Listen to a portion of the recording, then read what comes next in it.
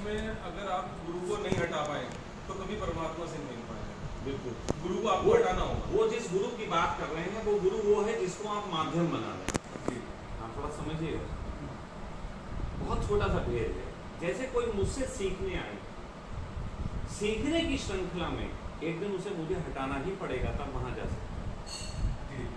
और जब वहां पहुंचेगा तब उसे याद आएगा कि यही था जिसकी वजह से आए। वो घटना बाद में घटेगी, वहां हटाना जरूरी है। लेकिन थोड़ा दिव्या के बारे में बात बता देते हैं। दिव्या का थोड़ा अलग घटना है। स्वामी की घटनाएं भी बड़ी अलग टाइप की होती है। दिव्या जिस वक्त आई उसी वक्त एक और लेडी थी, वो भी मतलब दिव्या से बातचीत करती थी, मुझे भी जानती थी। उसने दिव्या को यहाँ पहुंचने में मदद की। तो उसने एक दिन दिव्या से कहा ऐसे करके कि दिव्या, अगर मैं एनलाइटेड हो जाऊंगी ना तो मेरे सारे दुख खत्म हो जाएंगे। तो दिव्या ने कहा कि मैं जिस दिन सखा के पास पहुंच जाऊंगी मैं एनलाइटेड हो जाऊंगी। इतना ही अंतर था। देखो एनलाइटमेंट क्या है? एनलाइटमेंट ऐसा है कि फिर घर वापसी होगी। घर वापसी का मतलब यहाँ मकान नहीं है। घर वापसी का मतलब जो हमारा केंद्र था वहां पहुंचना, वो घर वापसी है। तो एनलाइटमेंट में व्यक्ति सिंक्रीन हो जाता है और अपने से बिल्कुल और गहरे जुड़ जाता है। तो दिव्या का हमारा नाता थोड़ा अलग है। दिव्या हमने देख के तो दिव्या ने मोहब्बत नहीं की, ना ही हमने कोई लाइन मारी, क्योंकि हमारा तो फोटो भी दिव्या ने नहीं देखा था। आने का संकल्प था। दिव्या का जानती भी नहीं थी आदमी कौन है, नाम तक नहीं पता था, लेकिन आने का संकल्प। तो मामला थोड़ा अलग ही लेवल। लेकिन जहां आप बात कह रहे हैं वहां बिल्कुल ठीक बात है। तो वो बात वही है, जैसे ये सीखने आए, वो सीखने आए, कोई भी सीखने आया, उसके लिए अंतिम रुकावट मैं हूं। लेकिन अंतिम रुकावट का मतलब ये नहीं है कि वो मुझे गाली दे के पार हो, वो गिरना होगा, ये भी समझ लीजिए। अंतिम रुकावट उसकी मैं दूर करूंगी। अंतिम रुकावट वो नहीं दूर कर पाएगा, वो नहीं कर पाएगा। अंतिम रुकावट जो मैं धक्का दूंगा वो मुझे ही पता है। ओशो ने बहुतों को धक्का दिए। आप देखो आज शीला को लोग एनलाइटेड मानते हैं, लेकिन उस शीला को अपने से दूर ओशो ने किया। आप समझ रहे हो बात? उस शीला को ओशो ने अपने से दूर किया और शीला बहुत दिनों बाद समझ पाई कि ओशो ने, कुछ दिनों तक शीला भी विरोध में रही। एक बात बाद में समझ में आया कि ओशो ने उसे दूर रह के क्या दिया। वो दूर कब करना होता है? दूर की भी स्थितियां हैं। दूर की कोई ऐसा मामला नहीं है कि ये हमें पकड़ रहा दूर करो। दूर तब करना पड़ता है जब वो व्यक्ति अपनी बुद्धि खो के हर बात में उंगली पकड़ने लगता है। इसे समझो।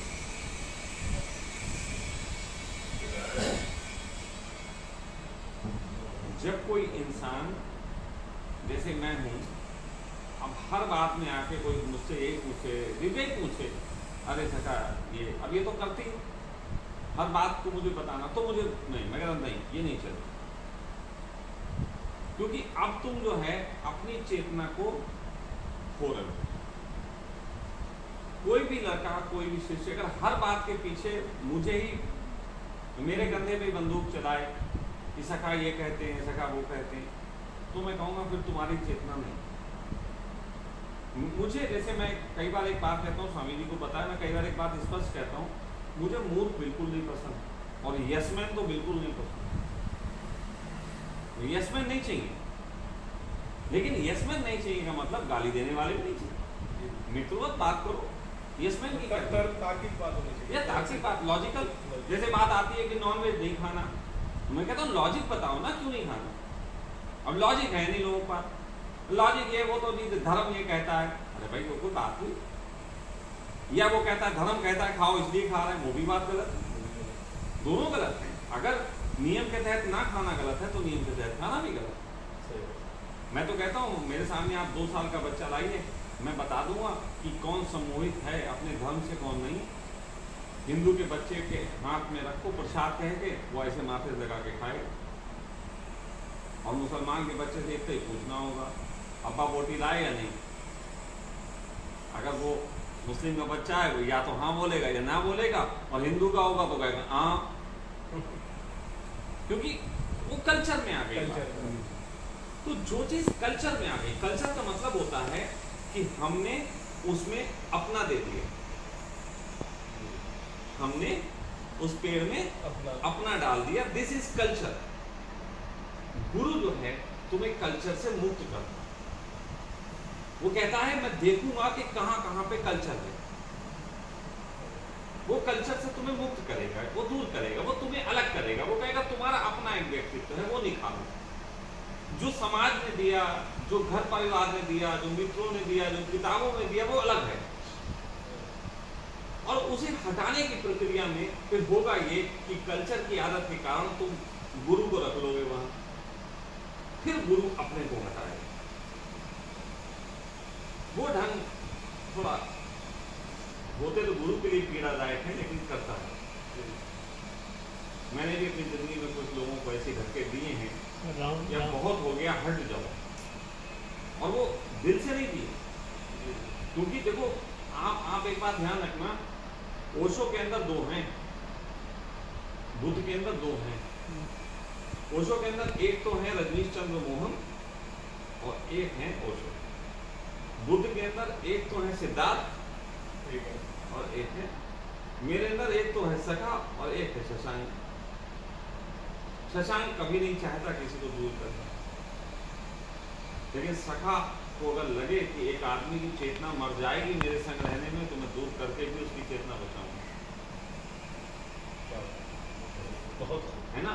लेकिन दो बातें हैं, दर्द भी होगा मुझे, दर्द भी है ना। औरों को पिलाते रहते हैं और खुद प्यासे रह जाते हैं। ये पीने वाले क्या जाने पैमानों पे क्या गुजर जाए, है ना। तो ये जो चीजें होती हैं, ये इतनी आपने जो प्रश्न किया बहुत इंडिविजुअल प्रश्न है। ये बड़े अंदर तक छेड़ता है ना, ये बड़े अंदर तक हिलाता है। इसका दर्द हम ही जानते हैं। ये दर्द तो ऐसा है कि सच बात तो ये है कि जितना माँ को किसी बच्चे को जन्मदिन दर्द होता है, उससे ज्यादा दर्द होता है गुरु को शिष्य जन्मदिन।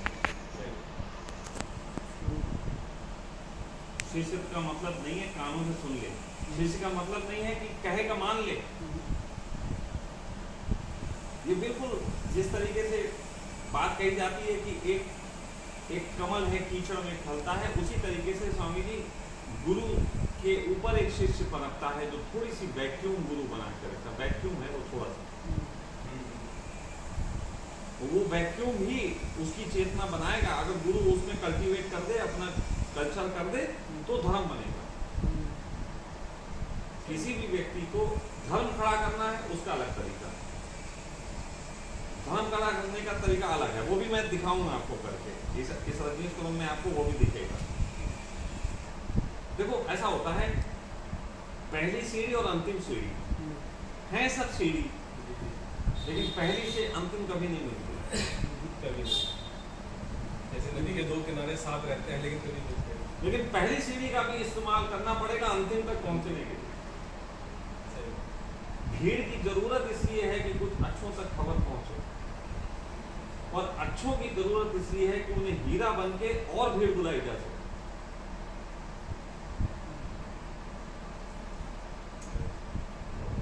खेल जो है ना बड़ा सारा निराला है।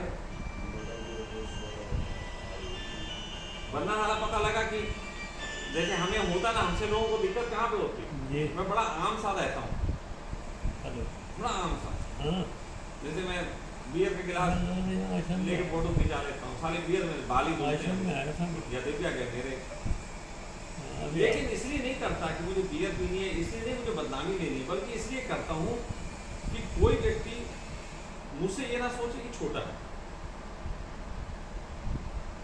मुझसे भी एक दिन किसी ने पूछा था कि सका कोई आपके गाल पे चांटा मारे तो क्या आप बुद्ध की तरह दूसरा गाल आगे कर दोगे? मैंने कहा नहीं। बोले फिर? हमने कहा उसके दोनों गाल लाल कर देंगे। तो बोले ये तो स्वामी जी फिर तो आम आदमी भी यही करता है। हमने कहा आम आदमी और मुझ में नजरिए का अंतर है। आम आदमी इसलिए उसे पीटेगा कि इसने इसे पीटा, और मैं इसलिए पीटूंगा कि वो मुझे ये ना सोचे कि मैं बुद्ध हूँ और वो साधारण व्यक्ति। नजरिया है, नजरिया है, इसमें क्या है? क्या बात है, नजरिया है। अब नजरिए को भी कोई हम कैसे बताएं आपको कि नजरिया है? लेकिन वरना क्या है स्वामी जी, अगर एक गाल पे चांटा मारा मैं दूसरा गाल आगे करूं, क्या मैं उसकी इंसल्ट नहीं कर रहा? अभी मैं स्वामी जी से एक बात कह रहा था, वही आप सबसे कहता हूँ, थोड़ा सोच के देखना, बड़ी कीमती बात है, लेकिन इसको उल्टा घुमा के कहूंगा। एक व्यक्ति मेरे साथ, जैन मुनि, वो मेरे साथ एक घर यात्रा की, मुरादाबाद में एक व्यक्ति का घर था, हम लोग वहाँ जाना था, मुझे अकेले जाना था, लेकिन जैन मुनि कहने के हम भी चलते हैं, उनकी गाड़ी भी थी, हमारे पास तो नहीं थी भाई गाड़ी, उनके पास गाड़ी भी थी, जैन मुनि कहने के हम भी चलते हैं, आपके साथ यात्रा करेंगे, मानते थे मुझे, हमने कहा चलो चलते। रात को 1-1:30 बजे उस महिला के घर पहुंचे, महिला उसका पति सब मतलब घर में थी, 1-1:30 बजे पहुंचे तो उसे पता था स्वामी जी आने वाले हैं, उन्हें खाना बना के रखा था। तो मैंने खाने के लिए बोला, मैं भूख लगी, तो उसने कहा स्वामी जी लगाते हैं, तो लगाने लगी। जैन मुनि साहब पूछने लगे, कहने लगे कि क्या इसमें प्याज लहसुन पड़ा है? उन्होंने कहा प्याज लहसुन तो पड़ा है, स्वामी जी तो खाते हैं। तो वो कहने लगे क्या अगर आप मेरे लिए बिना प्याज लहसुन का थोड़ा बना दें? उस महिला ने एक प्रश्न किया, मतलब सर्वोच्च प्रश्न है। उसने कहा आप सिर्फ इतना बताइए कि आप क्यों नहीं खाते हैं? बोले भाई देखो ऐसा है कि धर्म के हिसाब से हिंसा गलत बात है, तो हम अहिंसा के पुजारी हैं, ये खाने में, मीट खाने में, प्याज लहसुन खाने में हिंसा होती है। तो उसने कहा मुनि जी अब हमें ये बता दीजिए, रात के 1:30 बजे -डिग्री टेम्परेचर लगभग पहुंच रहा है, 1-2 डिग्री हो गए, इतनी ठंड है, और आप किसी महिला को अपने लिए खाना बनाने को कहते हो, हिंसा नहीं है? हिंसा नहीं,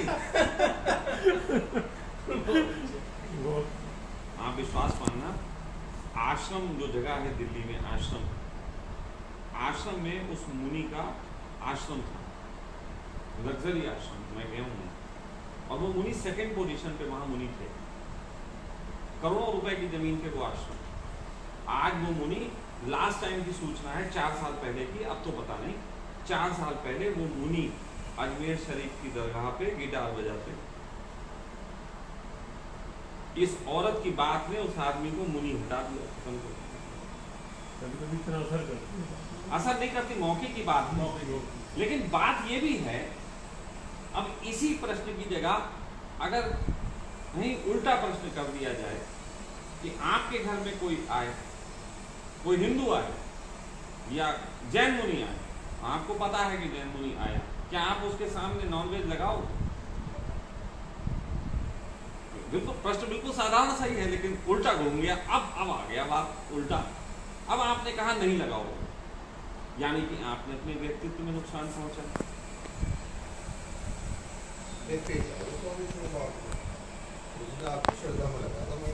मैं वही तो कह रहा हूँ, मैंने कहा ही नहीं मैं गया, मैंने कहा अब मुनि ही आए हैं, अब मुनि ही आए हैं, रात के 1:30 बजे भोजन है आपके पास, भोजन में आपके नॉनवेज पका हुआ है, क्योंकि पकता है।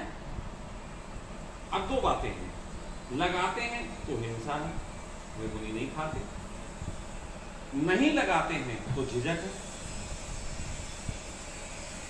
दोनों बातें। अब आपको झिझक भी मारेगी और हिंसा भी मारेगी, और यही दुविधा सामान्य व्यक्ति के लिए धर्म जगत में भी है। मैं भोजन की यहाँ बात नहीं कर रहा, मैं सामान्य जगत में यही हिंसा है। आपको मालूम है, एक होता है फर्ज और एक होता है धर्म। हर जगह इस बात को लेके एक लड़ाई है। जैसे मैं लोगों से कहता हूँ ध्यान करने के लिए, आओ भाई, तुमने कहा यार दुकान बंद करनी पड़ेगी, स्वामी जी नौकरी है, नौकरी चली जाएगी या धंधे को नुकसान होगा, तो उसका क्या जवाब है कि स्वामी जी अभी हम भाई अपने फर्ज निभा रहे हैं, है ना, हम फर्जों को नहीं त्याग सकते। ठीक है, अच्छी बात है, मैं इसको बिल्कुल बुरा नहीं कहूँगा, लेकिन फिर अगर ये फर्ज है तो धर्म क्या है? अगर ये फर्ज है तो धर्म क्या? ये कॉम्प्लिकेटेड क्वेश्चन है बहुत, लेकिन इसका आंसर बताता हूँ। कॉम्प्लिकेटेड क्वेश्चन है, लेकिन इसका आंसर, इसी गांव का एक लड़का है ना, ये जो जिसकी स्वामी जी जो वो आता नहीं है उसका भाई, अरे प्रदुमन आता ना, प्रदुमन का भाई, क्या नाम था इसका जिसकी है, अमरीश, इसी गांव का एक लड़का अमरीश था, अभी तो वो दुनिया में नहीं, इसलिए उसकी जो जिक्र मैं कर रहा हूँ वो पुराना जिक्र है, जब मैं यहाँ रहा करता था। जब मैं यहाँ रहता था तो एक दिन अमरीश मेरे पास आया, अकेला आया, किसी के साथ नहीं आया, क्योंकि बड़ा स्वाभिमानी आदमी था, किसी के सामने तो उसे ये बात कहते भी शर्म आ रही थी, इसलिए अकेले आया। और अकेले आके उसने मुझसे कहा कि स्वामी जी मेरी स्थिति ये है कि मैं तड़पता हूँ यहाँ आने के लिए, अंदर से मेरी स्थिति ये है कि मुझसे संसार जिया नहीं जा रहा, संभाला नहीं जा रहा, लेकिन अगर मैं यहाँ आ गया और पूरे तरीके से संन्यास में डूब गया तो मैं जानता हूँ कि मैं घर बार पूरा छोड़ दूंगा। तो इस स्थिति में कि जब मुझे जिया भी नहीं जा रहा घर में, मतलब या तो मैं सुसाइड कर लूँगा या फिर शराब पीऊँगा या गलत रास्ते पे जाऊँगा, अब ऐसी स्थिति में मैं धर्म की तरफ भी नहीं आ पा रहा, धर्म के लिए करूँगा तो घर छूटेगा, घर छूटेगा तो घर को दिक्कत आएगी। तब मैंने उससे कहा, मैंने कहा बेटा ऐसी स्थिति में कहते हैं कि धर्म के लिए फर्ज त्यागे जा सकते हैं, क्योंकि अभी तुम फर्ज भी सही से नहीं निभा रहे हो, और यदि तुम आज फर्ज त्याग के धर्म की तरफ आते हो तो धर्म एक दिन तुम्हें इतना मजबूत कर सकता है कि तुम अपने धर्म के साथ साथ फर्ज भी निभा पाओ। मतलब धर्म और फर्ज ये एक ही सिक्के के दो पहलू हैं, ये अलग अलग नहीं है। लोगों को लगता है धर्म ये है, फर्ज ये है, दो अलग अलग हैं, असल में एक ही से जुड़े हुए हैं। अगर मैं हूं, आप मुझे देखें, अगर मैं एक जमाने में धर्म को नहीं अपनाया होता, जब फर्ज त्याग दिए थे, तो या तो मैं उस घर में सुसाइड कर लेता या मैं गलत काम करने लगता, जेल में होता, कुछ होता। और यही मैं उस समय फर्ज त्याग दिए, धर्म अपनाया, धर्म अपना के मैं इतना मजबूत हुआ कि सारे फर्ज निभाए। तो धर्म और फर्ज जो है ये दो अलग बिल्डिंगें नहीं है, एक ही सिक्के के आगे पीछे के हिस्से हैं और दोनों एक दूसरे से जुड़े हुए हैं। तो जब भी ऐसी कश्मकश हो, अब देखो, अब वही जवाब पे फिर आते हैं आपके वाले पे कि एक मुनि आए हैं हमारे घर में, नॉनवेज है, अंदर से ये है कि क्या मैं मुनि को लगाऊं।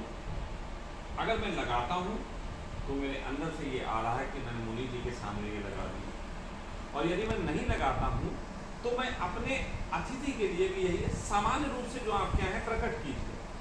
आपके बताइए कि ऐसा, मुझे देखिए मैंने कुरान में आयत पढ़ी नहीं है, लेकिन ऐसी आयत होगी जरूर कि आपके घर में जो उपलब्ध हो वो आप अपने अतिथि को लगाइए और उसका वही खाना फर्ज है।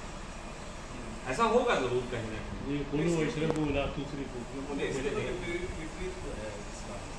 देखिए उसके नहीं, दो बातें होंगी। एक बात तो ये होगी कि अगर आपके पास कुछ है जो उसके योग्य है तो दीजिए, अगर नहीं है तो आप जो है वो लगाइए। मैंने जहाँ तक समझा है स्वामी जी, इस्लाम ने कहा गया है कि आपके जितने भी धर्म के काम है उसमें आपको, जैसे मान लीजिए हज पे जाना है, किसी की मदद करना है, सब निपटा के जाइए। नहीं, वो आप तब करना है, आपके पास पैसा हो तो आप हज पे जाइए, नहीं पैसा है तो मत जाइए।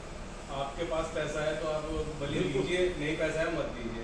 आपके पास पैसा है ज़कात दीजिए, वो सब है, वो सब। लेकिन अगर अतिथि घर पे आ जाए तो चाहे आपको कर्ज लेना पड़े, उसकी दस्तरखान उसके सामने नहीं। अब वहाँ पे बात दूसरी है ना, यहाँ पे बात ऐसी है, रात में फंस गया मामला ना, रात में कर्जा मिलेगा, अतिथि को भूख नहीं, आप कर्जा नहीं लाएंगे मान के, इतनी देर नहीं। अब मैं यहाँ पे दूसरी बात कह रहा हूँ, एक ऐसा चीज दी गई है, एक ऐसी चीज है धर्म में, यही तो मैं बताना चाह रहा हूँ।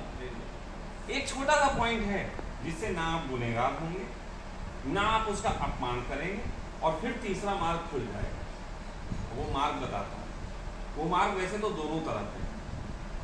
पहला तरफ तो ये कि जो भी सन्यासी होता है और जो भी संकल्पी सन्यासी होता है, जैसे योगी अपना भोजन तय करता है कि मैं ये खाऊंगा ये नहीं खाऊंगा। सिर्फ योग ही एक ऐसा है पद्धति जिसमें नियम तय है, खाने पीने के नियम, बिस्तर के नियम, कपड़ों के साफ सफाई के नियम, ये योग में तय है। तो योगी सन्यासी अगर होता है तो वो अपना भोजन अपना चीवड़ और अपना आसन संग लेके चलता है, पहली बात। तो यदि कोई नियम वाला होगा तो उसका एक संकल्प तो उसका अपना है। फिर अतिथि की तरफ से बता रहा है, अतिथि की तरफ से ये है कि देखिए हमारे घर में ये है, हमने आपके लिए है, यदि आप इसमें अपने को कंफर्ट ना पाते हो तो आप हमें बता सकते हैं कि हम आपके लिए क्या करें।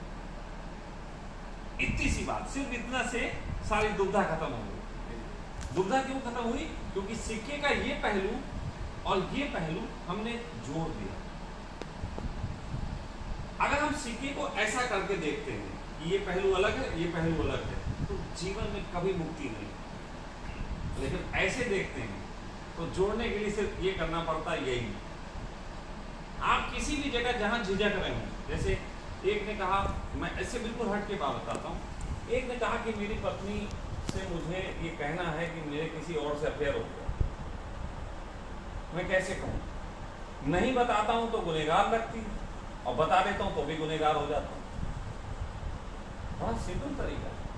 आप हाथ जोड़िए, आप जाइए, मेरे जीवन में ऐसा हुआ और मैं आपको बता रहा हूँ, क्योंकि मैं आपके प्रति ईमानदार हूँ, लेकिन मेरी भी अपनी मानसिक स्थितियाँ हैं जिससे तहत ऐसा होता है। मैं आपको बताना है तो देखो, मात्र कहते हैं कि इससे गुनाह खत्म हो जाए, मात्र इससे जोड़ देने से। अगर विपरीत परिस्थितियां हैं, कभी भी जीवन में विपरीत परिस्थिति हैं, तो मात्र जोड़ देने से तो एक ही सिक्के के दो पहलू हो जाते हैं और फिर दोनों आपके सहयोगी होते हैं। ये मैं वो बात बता रहा हूं जो इतना कीमती सूत्र है कि जीवन में किसी भी समस्या का समाधान इससे हो सकता है। लेकिन अगर हम आग्रह करना नहीं जानते, अगर हम अपने को प्रस्तुत करना नहीं जानते, अगर हम सिर्फ वहां पर चुप रह जाते हैं और किताबों में ही उत्तर खोजते रहते हैं, तो हम भटक जाएंगे। वहां पे स्वामी जी चुप नहीं रहना, यहाँ पे तो बोलना ही पड़ेगा। आप स्वामी जी से पूछो कितने ऐसी बार और कितनी बार जब स्वामी जी ये लगता था कि स्वामी जी यहाँ आए हैं, महेंद्र से मिलने नहीं जाएंगे, मैं चला जाता। तो कहते थे बुला लो। हाँ, मैं तो आ बुला यार, मैं तो बुला। अरे कहते दादे वो, अरे बेटा बुला यार, क्या है यार, अगली बार भी कहा बुला लो, नहीं आते उनका बहुत। मैंने ये स्पेशल कला सीखी है जहाँ बिल्कुल द्वैत पड़ा है, वहाँ भी मैं चाहूँ तो मुस्कुरा लूँ, मैं चाहूँ तो मुस्कुरा लूँगा मैं, लेकिन मेरे अंदर होना चाहिए। जबकि मुझे पता नहीं आएगी, लेकिन क्या, हाँ वो आएगा, वो अपना काम है। लेकिन इंसान का जो फर्ज है अपने अंदर से द्वैत करना। हमारी यात्रा हमारी है, हम आपके साथ अच्छा व्यवहार करेंगे, आप बदले ना बदले, हम तो बदलेंगे। हमारा बदलना पर्याप्त है, दूसरा बदले ना बदले, चलेंगे बिल्कुल यात्रा करें।